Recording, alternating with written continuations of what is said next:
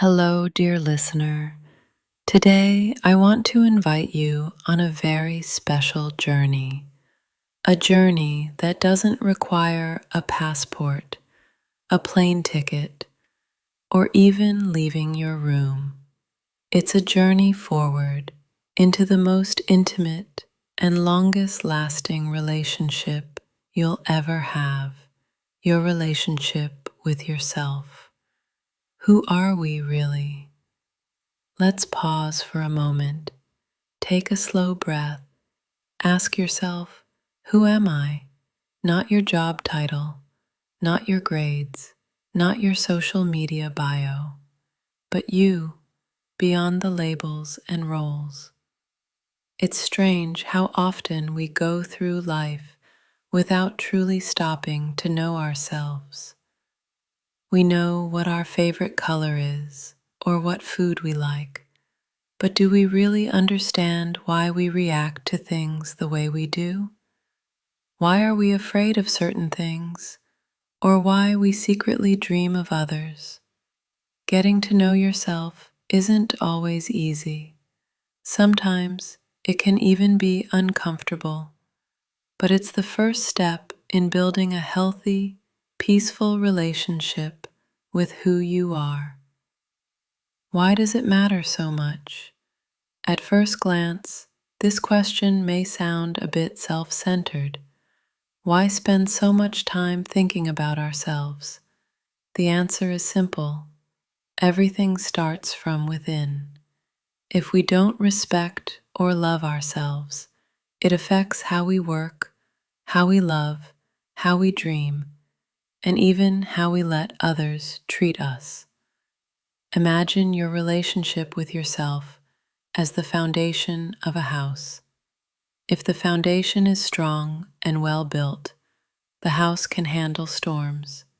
But if it's cracked or ignored, even the smallest trouble shakes it. When we truly connect with ourselves, we feel less anxious about others' opinions, become kinder to ourselves when we make mistakes, set healthy boundaries, dream more bravely, and live more authentically. What makes this relationship so complicated? We're born not knowing who we are. As we grow, people tell us who they think we should be. Parents, teachers, friends, and even strangers shape our self-image. Over time, we might confuse those voices with our own. Social media adds another layer. We compare our lives with carefully chosen highlights of others, and we forget that no one's life is perfect. Sometimes we silence our true thoughts and feelings to fit in or avoid conflict. The more we do this, the harder it becomes to hear our own voice. The inner critic. Most of us have an inner voice that comments on everything we do. For some, this voice is a supportive friend. For others, it's a harsh critic. Imagine if someone stood behind you all day saying, "You're not good enough. You're so stupid. Why did you even try?" We'd never accept that from another person, yet we often accept it from ourselves. Recognizing your inner critic is the first step. Challenging it and replacing harsh words with kind ones takes practice, but it's worth it. Steps to build a kinder relationship with yourself. Let's explore some practical ways to start. 1. Be honest with yourself. Ask, what am I really feeling right now? What do I truly want? Don't judge your answers, just notice them. 2. Practice self-compassion. When you make a mistake, talk to yourself the way you'd comfort a close friend. You wouldn't call your friend worthless, so don't do it to yourself. 3. Spend time alone. Not scrolling your phone, but really being present with yourself. Going for a walk, journaling, or sitting quietly. 4. Notice your self-talk. Throughout the day, pay attention to your inner voice. Is it mostly positive or negative? How can you shift it? 5. Set boundaries. Part of loving yourself is protecting your time, energy, and emotions. It's okay to say no. 6. Celebrate small wins.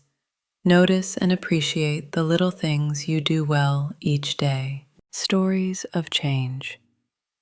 Let's look at some real-life inspired stories to see how people transformed their relationship with themselves. Emily. Emily always felt she wasn't enough, not smart enough, not pretty enough. One day, she started writing down 3 things she liked about herself every night.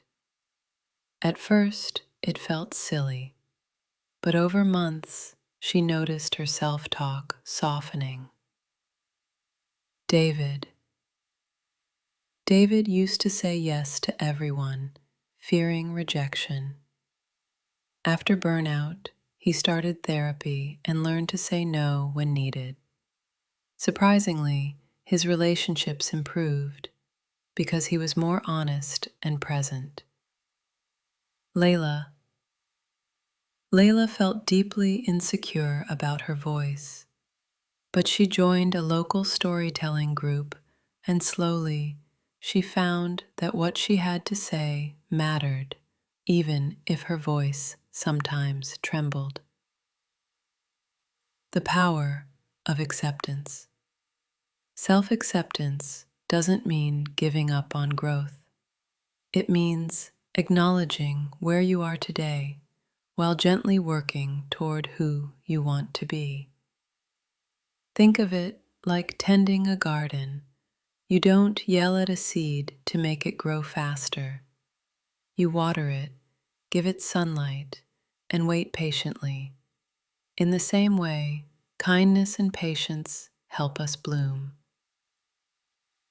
How do you know if your relationship with yourself is improving? You might notice you forgive yourself quicker. You speak to yourself kindly. You care less about impressing others. You feel comfortable spending time alone. You dream bigger and act on those dreams. Challenges will come. Even with effort, there will be days when the old critic returns, or when you fall back into comparing yourself to others. That's okay. Growth isn't a straight line. What matters is noticing when you slip and gently guiding yourself back. Why this matters beyond you. A healthy relationship with yourself doesn't only benefit you, it affects everyone around you. When you love yourself, you love others more purely, without needing them to fill your emptiness. You inspire friends and family to treat themselves better too. And in a world full of pressure and noise, being at peace with yourself becomes a quiet kind of rebellion. A small exercise. Before we end, let's do a short reflection. Close your eyes if it's safe. Take a slow breath in and out. Now, ask yourself, what do I most need from myself right now? What would it look like to give myself that? Promise yourself one small act of kindness today, even if it's just a 5-minute break, a gentle word, or writing your feelings. A final thought, remember, you are not your mistakes. You are not your worst days. You are a whole person, worthy of love from others. Yes, but most importantly, from yourself. This relationship will be with you for the rest of your life. Treat it as precious because it truly is. Thank you for joining me today. If you'd like, we can continue this conversation in future episodes, exploring topics like self-forgiveness, confidence, or finding your voice. Until then, be gentle with yourself. You deserve it.